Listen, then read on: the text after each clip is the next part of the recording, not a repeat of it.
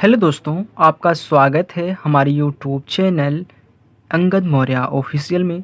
तो फ्रेंड, आज की इस वीडियो में मैं सॉल्व करने वाला हूँ यूक्लिड की ज्यामिति का परिचय पार्ट 3। हमने पार्ट 1, पार्ट 2 और जो इसका परिचय था, मैंने 3 वीडियो बना के रखी हैं। यदि आपने अभी तक उन वीडियो को नहीं देखा है तो जाके वीडियो को देख लीजिए। पार्ट 1 में मैंने क्वेश्चन नंबर 1 समझाया है, यूक्लिड की अभिधारणाएं समझाया है, और पार्ट नंबर 2 में मैंने क्वेश्चन नंबर 2 पूरा कंप्लीट अच्छे तरीके से बताया हुआ है। आज हम यहाँ पे पार्ट 3 सॉल्व कर रहे हैं क्वेश्चन नंबर 3 से। ओके, तो चलिए देखिए, यदि आप हमसे कि डायरेक्ट चैट करना चाहते हैं, क्योंकि कमेंट में लोग कमेंट करते हैं तो वहाँ पे इतना कमेंट अलाउ नहीं है कि हम तो आपसे चैट कर सकें। तो आप हमें फॉलो कर सकते हैं इंस्टाग्राम पे। हमारी इंस्टाग्राम आईडी है अंगद मौर्य 197, यहाँ पे आपको शो हो रही होगी, और फेसबुक है अंगद मौर्य के नाम से। तो यहाँ पे आप हमसे डायरेक्ट चैट कर सकते हैं, जो पूछना हो पूछ सकते हैं। ओके, चलिए देखिए, अब यहाँ पे हम प्रश्न नंबर 3 की तरफ चलते हैं। तो देखिए, प्रश्न नंबर हमारा 3 क्या है, कह रहा है कि नीचे दी हुई अभिधारणाओं पर विचार कीजिए। हमको 2 अभिधारणाएं यहाँ पे दी गई हैं, उन पे विचार करना है। क्या दिया है, 2 भिन्न बिंदुओं ए और बी दिए रहने पर एक तीसरा बिंदु सी ऐसा विद्यमान है जो ए और बी के बीच स्थित है। यानी कि इसका कहने का मतलब है कि 2 भिन्न बिंदु हैं। हमने यहाँ पे मान लीजिए 2 भिन्न बिंदु ले लिया, एक यहाँ पे ले लिया, एक यहाँ पे ले लिया। अब कह रहा है कि ए है, ए हमारा क्या है, बी है। फिर कह रहा है कि दिए रहने पर, तो यहाँ पे मैं इसको मिला देता हूँ। देखिए, यहाँ पे दोनों को एक कर मिला देता हूँ। चलिए, अब आगे कह रहा है कि एक तीसरा बिंदु सी ऐसा विद्यमान है जो ए और बी के बीच स्थित है। यानी कि तीसरा बिंदु सी है, तीसरा बिंदु सी है जो ए और बी के क्या है, बीच में, यानी कि आधे पे उनके क्या है, स्थित है। तो यही बोल रहा है कि 2 भिन्न बिंदुओं ए और बी के रहने पर एक तीसरा बिंदु सी ऐसा विद्यमान है जो ए और बी के बीच स्थित है। यानी कि ए वाला पार्ट और ए वाला पार्ट दोनों आपस में क्या है, बराबर है। ए आधे पर हमारा क्या है, स्थित है, सी पॉइंट। समझ गए अच्छे से। चलिए, अब देखिए दूसरी अभिधारणा हमारी क्या दी हुई है। देखिए, दूसरी अभिधारणा हमारा यहाँ पे दिया है, यहाँ कम से कम ऐसा 3 बिंदु विद्यमान है कि वे एक रेखा पर स्थित नहीं है। यानी कि 3 बिंदु, सबसे पहले मैं यहाँ पे 2 बिंदु ले लेता हूँ, एक बिंदु यहाँ पे, एक बिंदु यहाँ पे ले लेता हूँ। यानी कि ए हमारे क्या है, 2 बिंदु हैं, जो ए है, ए हमारा क्या है, बी है। चलिए, इनको मैं एक रेखा मिला देता हूँ।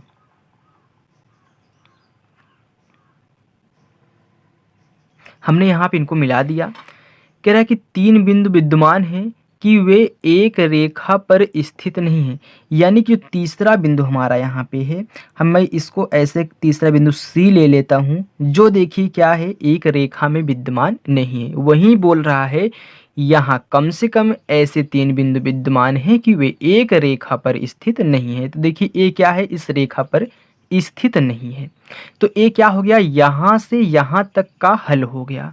अब इसके आगे कुछ ऐसे क्वेश्चन दिए गए हैं जिनको क्या है, समझना है, अच्छे तरीके से इनका एक्सप्लेन करना है, स्पष्ट करना है। क्या दिया है, क्या इन अभिधारणाओं में कोई अपरिभाषित शब्द है। यानी कि ये जो अभिधारणाएं हमको दोनों दी गई थी, ये जो दोनों अभिधारणाएं हमको दी गई हैं, इन दोनों में क्या कोई ऐसा अपरिभाषित शब्द है। क्या ये अभिधारणाएं अविरोधी हैं। यानी कि जो दोनों अभिधारणाएं भी हमने चेक किया, क्या वे क्या हैं, विरोधी हैं। क्या वे यूक्लिड की अभिधारणाओं से प्राप्त होती हैं, स्पष्ट कीजिए। ओके, यानी कि एक तो यहाँ से यहाँ तक हमारा ये क्वेश्चन बन रहा है, इसका आंसर देना है। फिर यहाँ से यहाँ तक दूसरा क्वेश्चन है, फिर यहाँ से यहाँ तक तीसरा क्वेश्चन। यानी कि यहाँ पे हमारे 3 पॉइंट बन रहे हैं।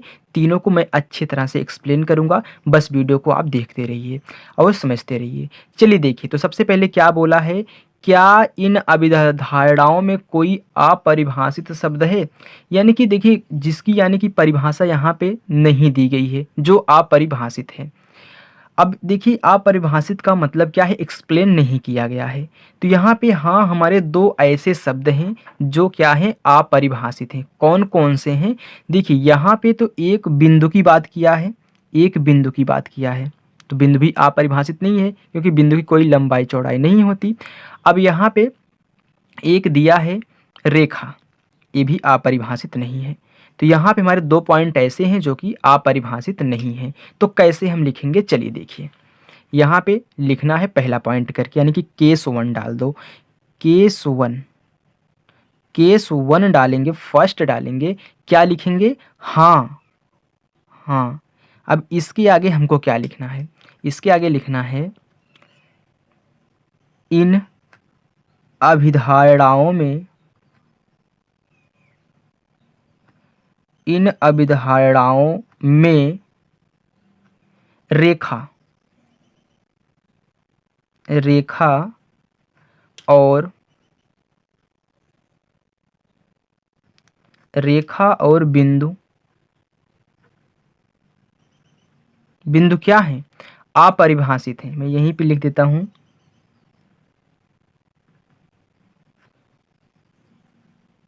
अपरिभाषित है। ओके, यानी कि रेखा और बिंदु क्या है, अपरिभाषित हैं, जो परिभाषित नहीं किए गए हैं। चलिए देखिए, अब फिर ये तो यहाँ से यहाँ तक का आंसर हो गया।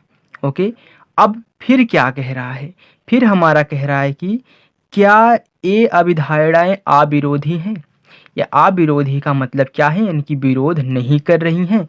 अब देखिए पहले में मैंने क्या किया था, पहले में दिया था दो भिन्न बिंदुओं ए और बी, दो भिन्न बिंदुओं ए और बी दिए रहने पर एक तीसरा बिंदु सी ऐसा विद्यमान है जो ए और बी के बीच स्थित है। तो हमने यहाँ पे अच्छे से सेट कर दिया कि हाँ दो बिंदु है, जो एक तीसरा बिंदु है ए और बी के क्या है, बीचों बीच स्थित है। अब देखिए जो इसने कहा मैंने यहाँ पे सही मान लिया, हाँ ये सही है, यहाँ पे दो बिंदु है, तीसरा जो है इसके बीचों बीच स्थित है। अब इसमें क्या किया, कह रहा कि यहाँ कम से कम ऐसे तीन बिंदु हैं, कम से कम ऐसे तीन बिंदु हैं कि वे एक रेखा पर स्थित नहीं, यानी कि मैंने यहाँ भी सेट कर दिया कि हाँ ऐसा तीसरा पॉइंट है जो कि यहाँ पे रेखा पर स्थित नहीं, यानी कि तीनों क्या है, रेखा पर स्थित नहीं है। ओके, तो यहाँ पे हम क्या लिखेंगे, यही लिखेंगे ना कि दोनों जो अभिधारणाएं हैं वे विरोधी नहीं हैं।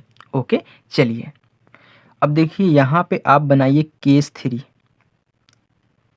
केस 3 सॉरी 2, 3 नहीं 2, केस दूसरा, पहला यहाँ पे है, दूसरा यहाँ पे।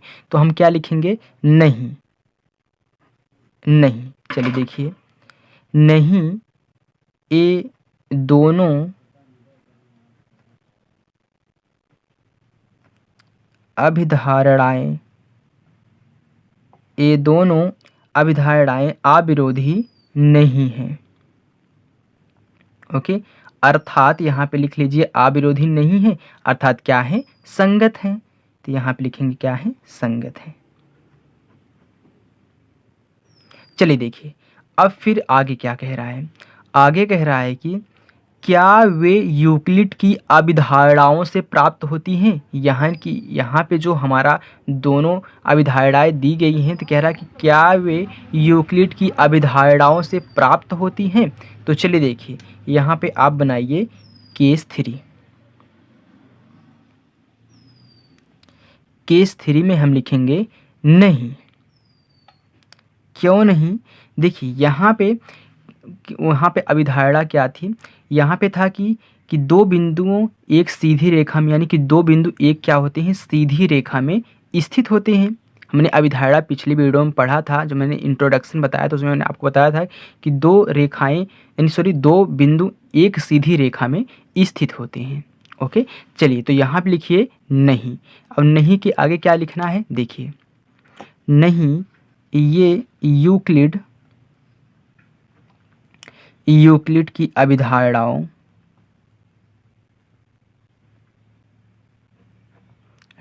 से प्राप्त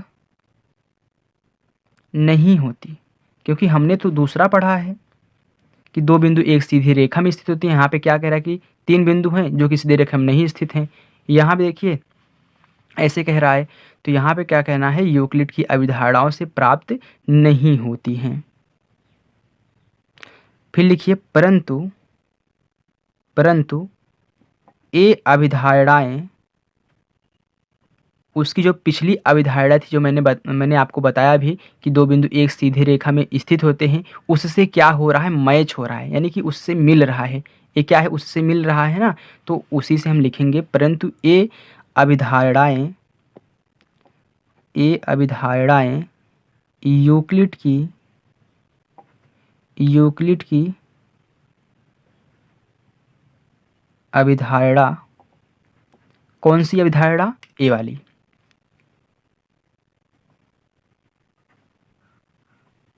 दो बिंदुओं से होकर एक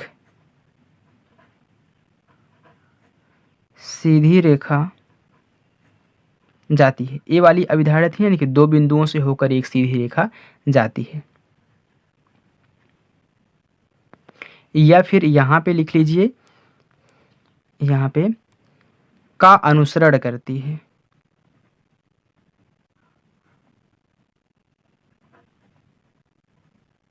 ओके, तो ये हमारा क्या हो गया, तीसरा क्वेश्चन पूरा कंप्लीट हो गया। यहाँ पे मैंने आपको केस भी सब बता दिए हैं, यहाँ पे अभिधारणा भी आपकी हो चुकी है।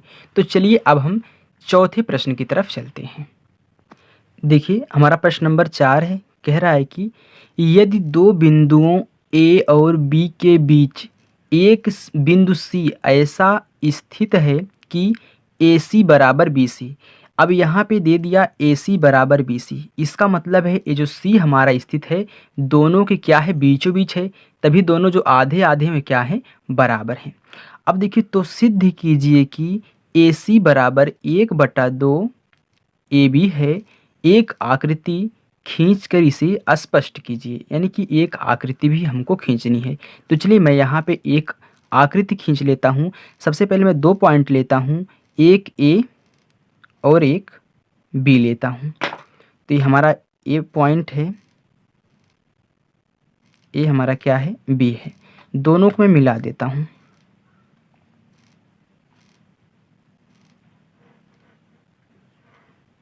मैंने दोनों को यहाँ पे मिला दिया। अब एक तीसरा पॉइंट हमारा है क्या, जो सी है, जो क्या है दोनों के बीच बीच यानी कि आधे पर क्या है, स्थित है। मैं मान लेता हूँ यहाँ पे हमारा क्या है, सी पॉइंट है। तो मैंने आकृति खींचकर इसे स्पष्ट कर दिया। अब मैं प्रूफ करूँगा कि ए सी बराबर हाफ ए बी होता है, यानी कि जो ए सी है वह क्या होता है, हाफ ए बी के बराबर होता है। अब यहाँ पे देखिए सबसे पहले हम लिखेंगे हल। ओके चलिए, तो यहाँ पे लिखिए चूंकि सी ए बी का क्या है, मध्य बिंदु है। कैसे पता चला कि ए हमारा मध्य बिंदु है, क्योंकि कह रहा आधे आध बांट रहा है ना, इधर वाला पार्ट दोनों बराबर है। कहाँ से बराबर है, ए बता रहा है कि ए सी बराबर है बी सी की, यानी कि ये दोनों पार्ट आपस में बराबर हैं, तब ये क्या होगा, मध्य बिंदु होगा।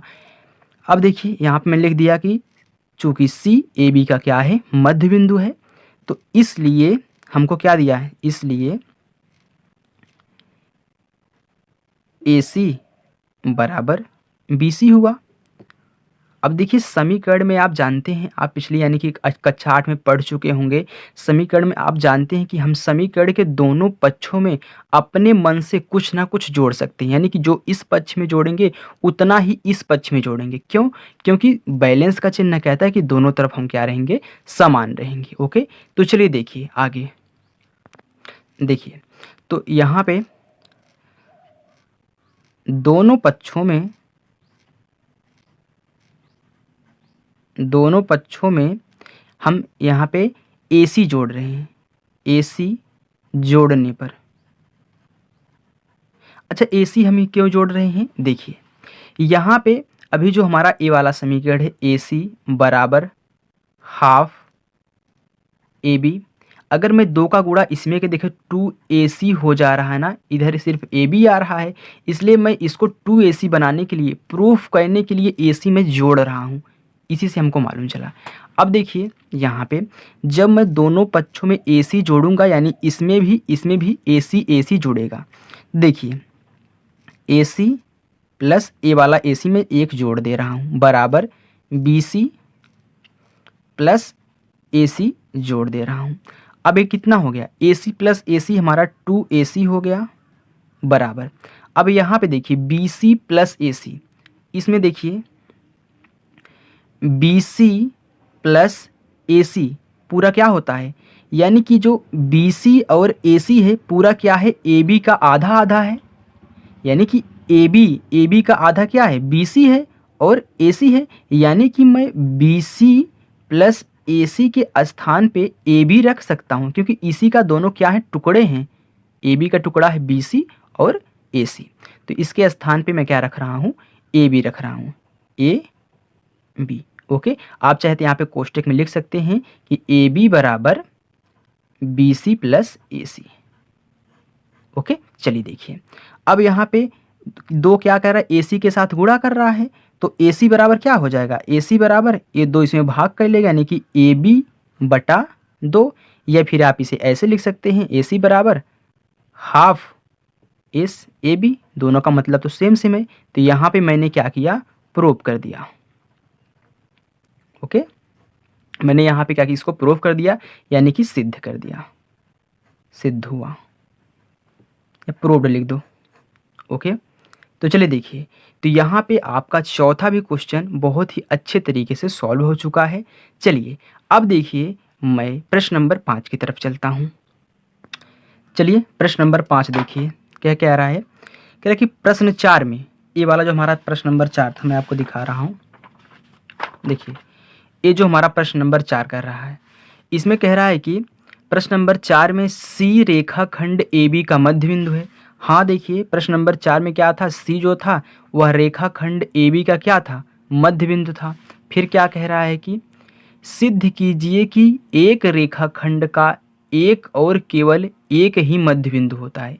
इसका अर्थ क्या है, यानी कि जो कह रहा है कि रेखाखंड पर एक और केवल एक ही मध्य बिंदु होता है। तो चलिए सबसे पहले मैं यहाँ पे बना लेता हूँ प्रश्न नंबर 4 की तरह एक फिगर। तो फिगर बनाइए प्रश्न नंबर 4 की तरह। तो चलिए मैं यहाँ पे ए और बी पॉइंट ले लेता हूँ, यहाँ पे ए ले लेता हूँ, यहाँ पे बी ले लेता हूँ। ओके, चलिए ए हमारा ए हो गया, ए हमारा बी हो गया, इसको मिला दीजिए। मैंने इसको क्या किया, मिला दिया, और बीच बीच हमारा क्या था, एक पॉइंट सी था जो दोनों को बराबर भागों में बांट रहा था, यानी कि ए हमारा ए है, ए हमारा बी है। अभी तक हम मान रहे हैं कि हमारा इसमें क्या है, सी इसका मध्य बिंदु है। मध्य बिंदु क्या होता है, जो दोनों को बराबर भागों में बांटता है। ओके, अब देखिए क्या कहना है, यहाँ पे हमको सिद्ध कहना है कि एक रेखाखंड का एक और केवल एक ही मध्य बिंदु होता है। तो मैं यहाँ पे एक और अलग से ले रहा हूँ कि हमारा डी पॉइंट है, और डी को मैं मान रहा हूँ, इसको आप भूल जाइए, अभी मैं डी को मान रहा हूँ, ये क्या है, ए बी का मध्य बिंदु है। मैं मान लिया, क्योंकि मुझे प्रूफ करना है कि इसका सिर्फ केवल एक होता है, तो मैं मान लिया कि हमारा कोई डी पॉइंट है। इसको थोड़ा डी अच्छे से बनाओ, ये कोई डी पॉइंट है जो क्या है, ए बी का मध्य बिंदु है। वैसे तो ए है, लेकिन मैं मान रहा हूँ कि ए बी का क्या है, डी मध्य बिंदु है। तो चलिए देखिए यहाँ पे लिखिए, देखो जो बहुत अच्छे तरीके से आपको समझाऊंगा, बस वीडियो को आपको देखना है और फॉलो करना है। ओके, अच्छा लगे तो लाइक जरूर करिएगा। देखिए माना डी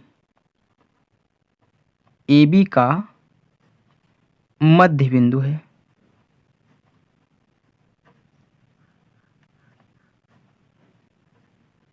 ओके, मैंने यहाँ पे मान लिया कि क्या हो, डी ए बी का हमारा मध्य बिंदु है, इसलिए क्या होगा, ए डी बराबर बी डी होगा, क्योंकि भाई आधा आधा हम इसको मान रहे हैं, तो ए डी बराबर बी डी होगा, क्योंकि अब ये मध्य बिंदु हो गया, तो ए इतना पूरा पार्ट बराबर होना चाहिए।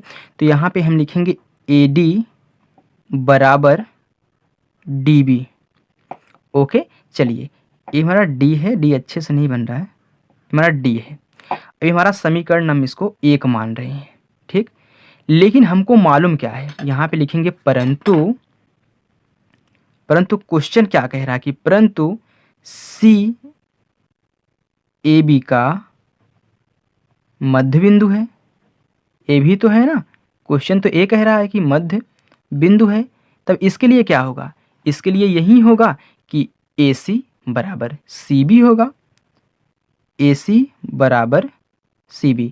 अभी हमारा क्या हो गया, समीकरण नंबर 2 हो गया। अब हम इसमें क्या करेंगे, समीकरण 2 में से समीकरण 1 को घटा देंगे। देखिए समीकरण 2 में से समीकरण 1 को घटाने पर,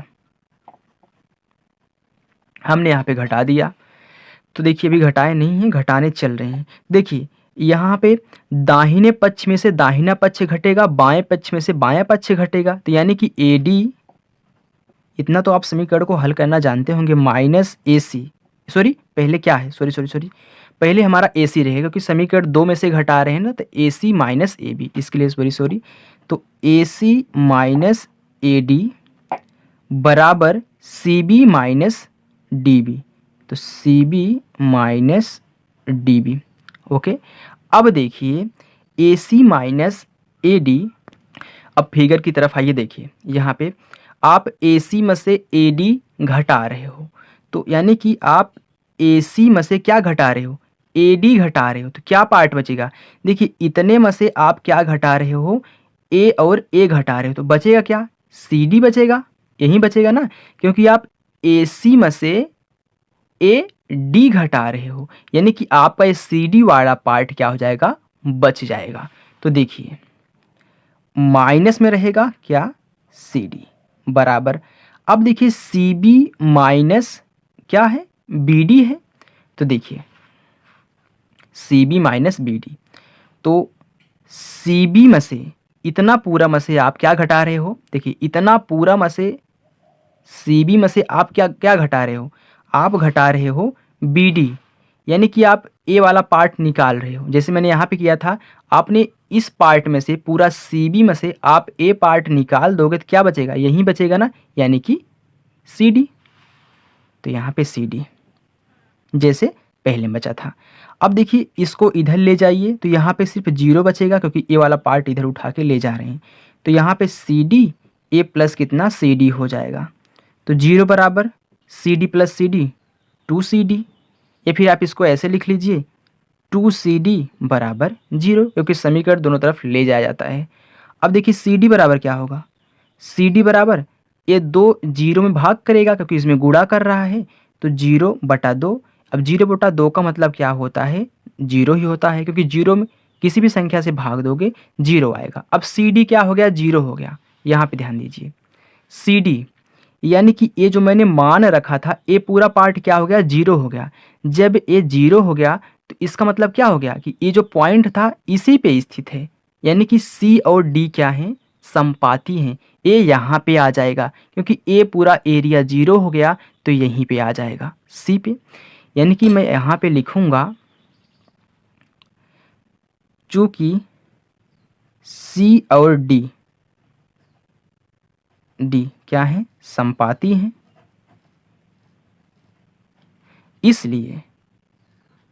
इसलिए एक रेखाखंड केवल एक रेखाखंड का, ऐसे लिख लो, एक रेखाखंड का केवल एक ही मध्य बिंदु होता है। अच्छे से समझ में आया आपको, मध्य बिंदु होता है, यानी कि 0 होने का मतलब क्या है, यानी कि इतना पूरा एरिया ही हमारा 0 हो गया, तो 0 हो गया तो पॉइंट यानी कि यहाँ पे आ जाएगा, स्थित हो जाएगा। तो यानी कि क्या है, C ही हमारा क्या है, A और B का मध्य बिंदु है, यानी कि दो मध्य बिंदु कभी नहीं हो सकते, हमेशा A और B यानी कि दो बिंदु की जहाँ हमेशा क्या होगा, एक ही मध्य बिंदु A B के बीच स्थित होगा। ओके, तो हमें आशा है कि बच्चों आपको ये वीडियो पसंद आई होगी। बच्चों यदि वीडियो पसंद आई हो तो प्लीज़ वीडियो को लाइक करना, अपने दोस्तों तक शेयर करना, ताकि जो घर बैठे हैं ऑनलाइन पढ़ाई कर सकें। और वीडियो अच्छी लगी हो तो सब्सक्राइब और वीडियो को लाइक ज़रूर करना। Thank you.